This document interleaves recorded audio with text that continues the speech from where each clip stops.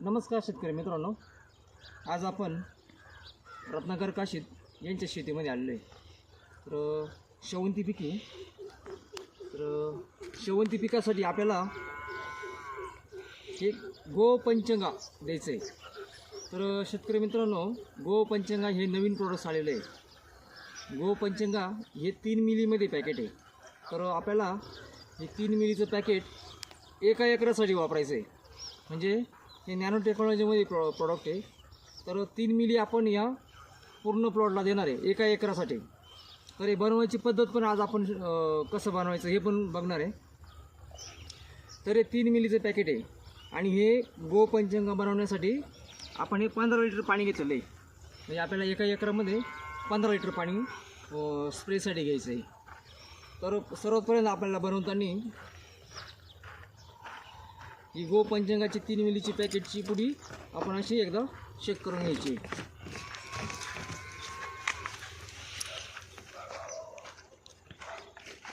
शेक केल्यानंतर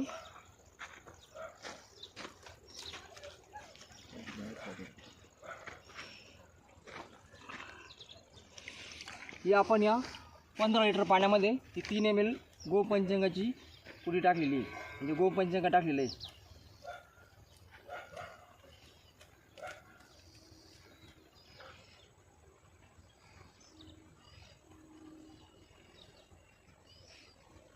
तर हे बनवताना एकदम सोपी पद्धत आहे.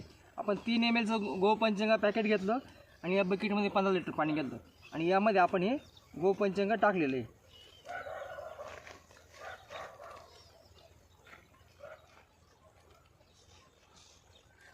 तर हे टाकल्यानंतर आपल्याला फक्त हाताने 3 वेळेस असं त्याला एकदा झालं, दोनदा आणि हे तीनदा आपण असं हलवून घेतलं. बस. आता हे आपलं गोपंचंगा तयार झालं. 15 लिटर पाण्यामध्ये आपण हे एका एकरासाठी स्प्रे करणार आहे. यासाठी आपण एक नोझल वापरणार आहे.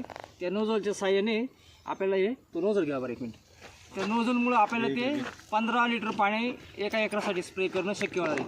हा चार्जिंगचा आपण स्प्रे पंप घेतलेला आहे आणि याला आपण हा नोझल दिलेला आहे. तर या नोझलमुळं आपल्याला हे 15 लिटर पाणी एका एकरासाठी स्प्रे करणं शक्य होणार आहे. तर आता आपण ह्या पूर्ण एक एकरासाठी हे 15 लिटर पाणी स्प्रे करून घेणार आहे. धन्यवाद.